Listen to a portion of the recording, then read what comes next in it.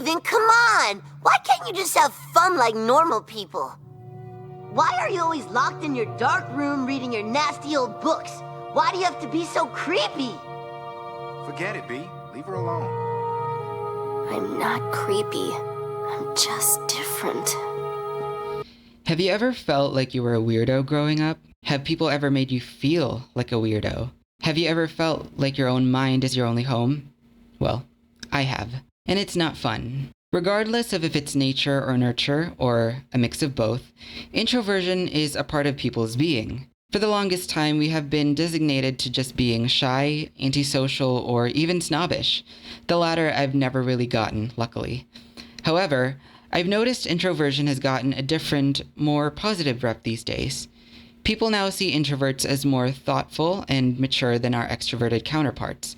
This doesn't mean that it's necessarily true, but it's how most people see it at least. Lucia Fontana Powell wrote in an essay on her Substack that, quote, "These days, introversion feels like less a sign you're a weird recluse, and more a badge of honor. Shorthand for being thoughtful, creative, self-aware, perhaps a bit mysterious. Even social anxiety has been co-opted as an excuse for when you can't be asked to go to a party." Emphasis on co-opted. Social anxiety is real and crippling for people who genuinely suffer from it. I'm sorry, I had to do a British accent because Arst just couldn't cut it. And I dare not say this because I don't have any proof that I can point at the moment, but I'll say it anyway. I feel like some people are just using introversion to be cool because they lack a personality. LARPing, as the kids these days would say.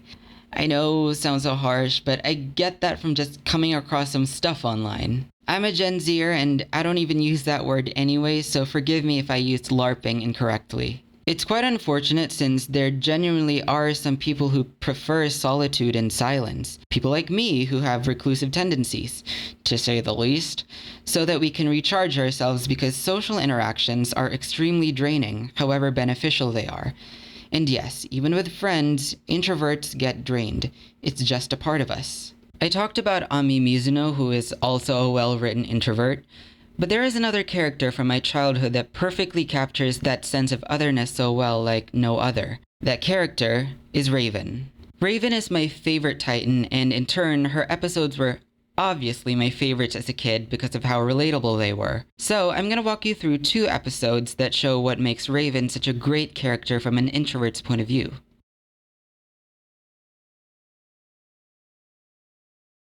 The first Raven-centric episode of the series is titled Nevermore, appropriately referencing the famous poem The Raven by Edgar Allan Poe. The Titans are engaged in a fight with Dr. Light, who is countering their attacks surprisingly well. It's now Raven's turn to strike, but her spell gets interrupted by a flash of light. She's not in the best of moods, to say the least, in this episode. As Dr. Light taunts her, she explodes on him, and we get one of the best comebacks in the show. It's so simple, yet it's so savage. Don't come any closer. What's the matter? Afraid of the light? No! No! My suit! What are you? No! Stop! You win! I surrender! What's the matter? Afraid of the dark? Raven's anger got the better of her and takes control over her powers. Robin luckily manages to snap her out of her trance, and she calms down a bit. Beast Boy asks Raven what happened, but she snaps at him, or more like hissed at him, and she retreats back into the darkness. Throughout the episode, she's actively being distant as she's still not in the mood to be around people. She's not hanging out with the Titans, she meditates at the top of the tower, she even snaps at Beast Boy again at breakfast after he insists on cheering her up after the fight with Dr. Light. Robin tells Beast Boy to apologize to Raven, but Beast Boy is having none of it, considering he just wanted to make sure Raven felt better. And after all, Raven did ruin his breakfast when she snapped at him, and that was unwarranted. Raven is complicated. There is much about her we are not meant to understand. Then how are we supposed to deal with her? How can we even trust her? I mean, she's our friend. What more do we need to know? Let me make something clear. Extroverts are not one-dimensional. As much as we've characterized extroverts as theater kids who will sing to any song at any given place, they also come in all shades and tints. But since their way of functioning is different from introverts, they can sometimes cross lines, often without realizing it. This scene with Beast Boy is a perfect example of how not to approach an introvert. When they're clearly in self-preservation mode and do not want to be bothered, do not bother them even when you have good intentions. You shouldn't walk on eggshells around them because that's not a good way to live, but their business is their business and yours is yours. Beast Boy clearly doesn't get the memo, and Cyborg got dragged into his mess. Convincing BB to apologize to Raven, Cy accidentally knocked down Raven's door, which, goddamn, how strong are you? They go to her room uninvited, and Beast Boy finds a mirror on a table. A creature's claw suddenly comes out of the mirror and grabs him, and both him and Cyborg get transported into another dimension. A dark void with red stars and floating rock islands. As Cy and BB are trying to make sense of where they are, they assume that this void must be Raven's home. Then they get attacked by raven-like creatures with 4 glowing red eyes, and are forced to defend themselves, resulting in them hanging for dear life. As they are hanging, Raven shows up, but is uncharacteristically cheery and is wearing pink, even laughing genuinely at one of BB's jokes. Elsewhere in the tower, Robin and Starfire find Raven meditating, concerned about her well-being after they found her door knocked down. Out of nowhere, she suddenly bursts out laughing like a maniac and leaves them abruptly without further explanation. Man, Raven can't catch a break. A little while later, Cy and BB find Raven is now quite timid. Interestingly, she is now wearing gray and cowers in fear after Beast Boy suddenly snaps at her. She leads them through a maze and is subjecting the two boys into a barrage of apologies for every single insult that she has ever said towards them. When they get to the end, a two-faced demonic statue attacks them as they are about to escape.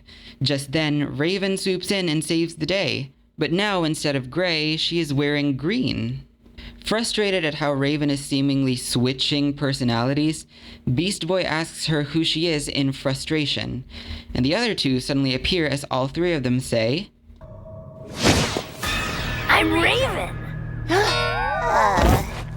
During the episode's run, Beast Boy treats Raven's personalities as anomalies, which is understandable. Raven never outwardly shows or expresses her emotions in a high degree. But just because she doesn't show her feelings, doesn't mean she doesn't have any. I mean, she's not a sociopath.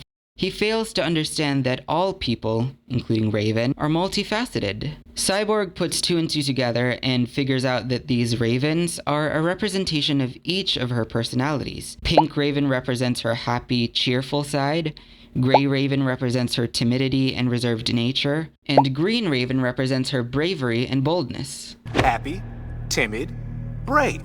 Different sides of Raven's personality. We're not in Raven's home. We're in her head. And I want you out. The mirror you found is for meditation. It's a portal into my mind, not a toy! Introverts, and I don't know if this is true for all, and maybe extroverts have this too, but introverts have their own inner world that they create or have it default that they constantly nurture in their minds. It's a sort of safe haven that we go to when it's time to forget the world and just be. This may come from our affinity towards self-reflection and deep philosophical mental meanderings. It also helps if one is creative and has a wild imagination that can conjure up anything like a wizard. This is true for me. I have my own inner world that I have in my own head where my thoughts, feelings, and imagination call home. It morphs between a physical space with clear 3D forms and everything to an abstract void. I can't really explain it any other way. Of course, Raven's inner world is darker than mine considering she's half demon, but same thing. In her case, this is where her personalities, also referred to as emoticlones in the supplementary comic Teen Titans Go, reside.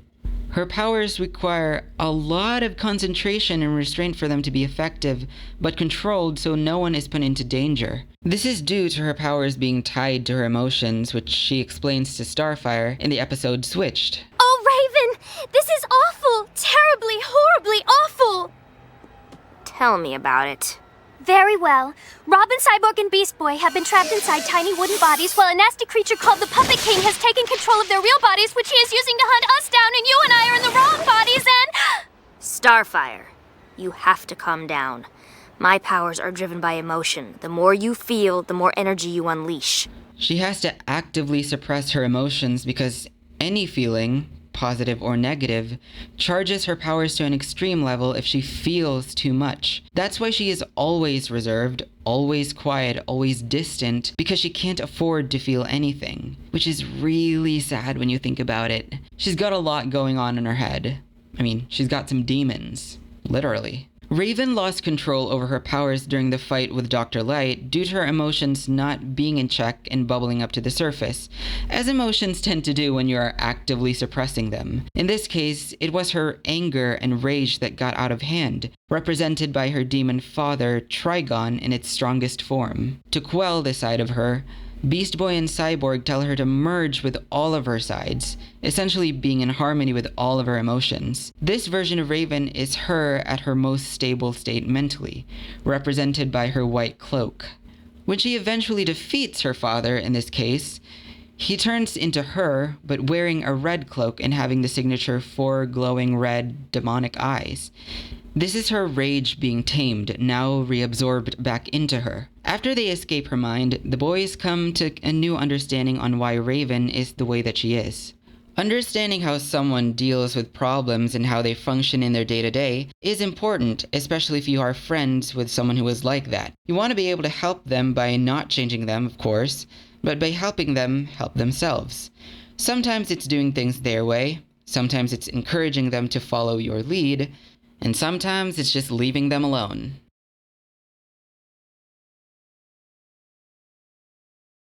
I read an essay on Substack written by Isabel Costa titled Well Hidden. In it, she talked about how her solitude, though she loves it and accepts that it's a part of her, still negatively affects her. The thing that prompted her to write the essay is a quote from her journal she wrote after going through a 2-week-long depressive episode, reflecting on how the people in her life shared the same sentiment, that to them, she was intelligent and quiet.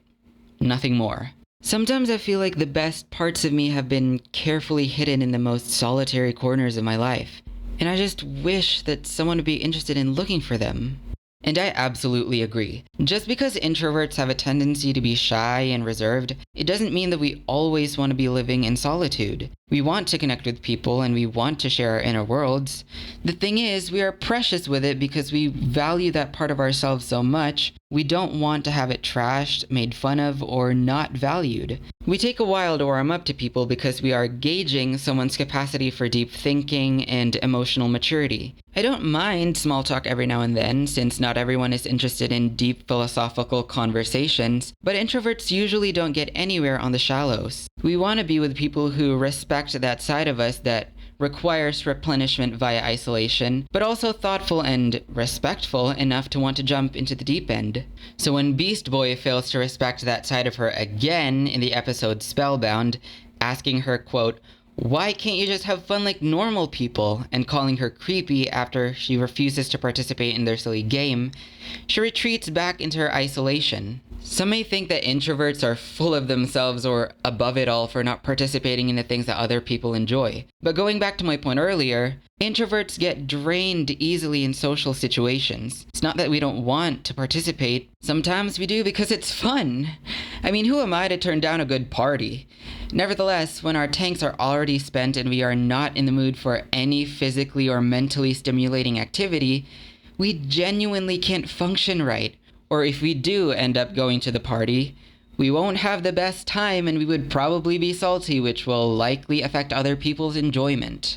As a result, we tend to get shunned socially, making us feel like we don't belong anywhere other than our own heads. We don't get to share that parts of ourselves that matter to us because people only see our exteriors, be it our intellect, our humor, or whatever facade we put on. Not a lot of extroverts can understand what that is truly like. But when we connect with someone who truly gets us, introvert or extrovert, it can rejuvenate us like no other thing could. Raven in this case finds company in a wizard named Malchior who is trapped in a book that she was engrossed in before she got interrupted multiple times by her friends. They connect on books, spells, magic, and all the things that Raven loves. He talks to Raven as an equal, never judging her for being herself like Beast Boy. He taught her spells and incantations, even helping her with getting him a corporeal form out of pages. Admittedly, he's a little creepy with his interactions with her. After a week of not coming out of her room, which, girl, I get that you want to have alone time, but what are you eating during all that time? She comes out rejuvenated and a bit happier than usual. Now this is what happens when an introvert has gotten an adequate amount of time to regain their energy. We are more energized, we function better, just in general, we are in a better mood, and we are less likely to be salty with people. Oh, she's also wearing her white cloak now. I'll expound what I said earlier in Nevermore. This is a recurring theme in the show, and we see her wearing white in the season 4 finale battling her father. In these cases, she is embracing her powers and emotions instead of controlling it, therefore making her balanced mentally. There is an interesting case, though, for White Raven, where it doesn't necessarily mean that she's at her most powerful or mentally balanced. How Long is Forever shows her in a mentally unhealthy place, to say the least, treating Starfire as just a figment of her imagination. I don't really have an explanation for this since it diverges from the established theme. I may be reaching here, but maybe since she is so emotionally and psychologically depleted from the Rift of the Titans for the past 20 years, her white cloak is maybe symbolizing how psychologically blank she has gotten. I don't know, I'm not sure. Either way, right now, she is quite at peace with her mind and powers, or so it seems. Cardiac is terrorizing the city again, and this time, it's got a girl as a hostage. When the Titans arrived, Raven immediately strikes out of annoyance and exasperation, but this time, uses a new spell that she learned from Malchior. This time, when I break you, stay broken. Necronom Hesperec Mortix! Her powers are at its peak, alright, but she can't control them.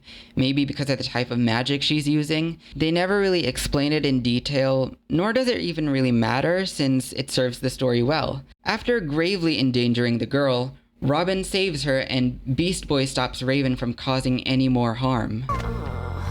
What is wrong with you?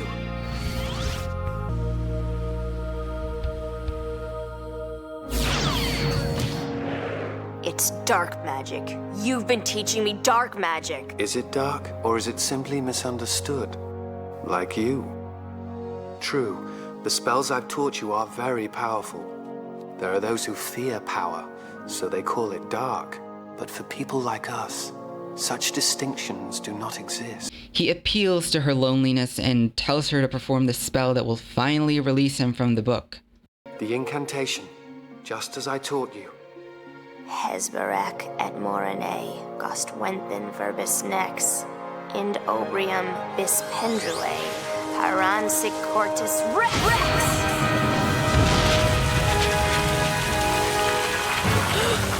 Let me pause here for a sec. Listen, I love Azeroth Metreon Zinthos. It's become iconic, especially in Tara Strong's voice, but I love a good incantation.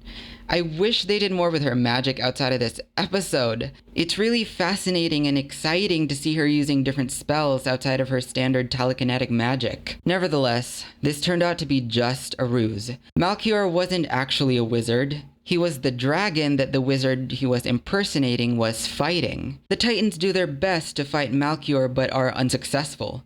Raven then joins in the fight but still gets subdued by Malchior's power and strength. Before he can incinerate her into oblivion, though, she casts the spell that the wizard Rorek used to once again trap Malchior into the book. Alduron and Lenthronal vos sullen lyris nor!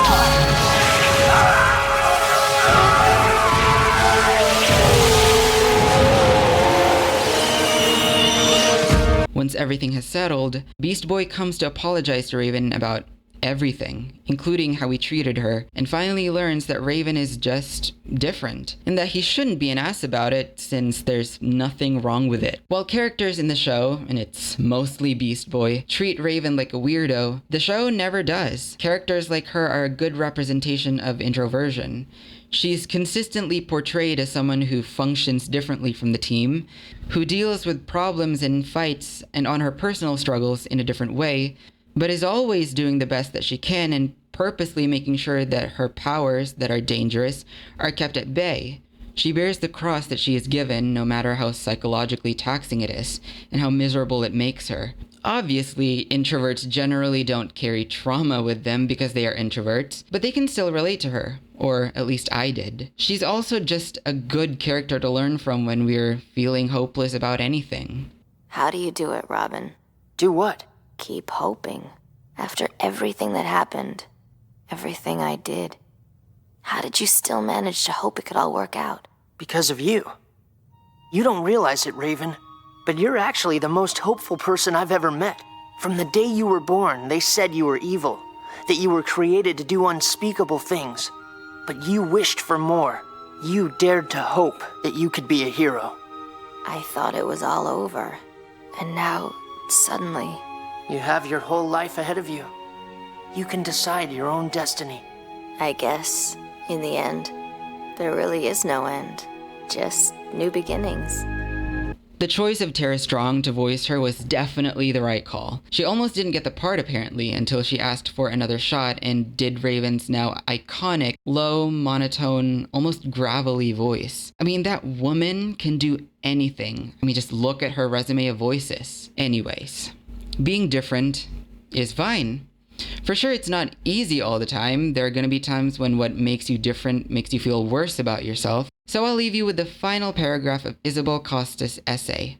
I still don't know what to do about my self-isolation, and I don't know if there's someone who will wait for me truly exists, but I do hope to never have to morph into a completely different person simply to fit other people's expectations of who I should be and how I should act. I will keep living my life in solitary corners. After all, that's where I feel truest to myself, and I wish to never lose that. And if someone, someday, wishes to know me in my solitude, good for them. I'm actually a really cool person there.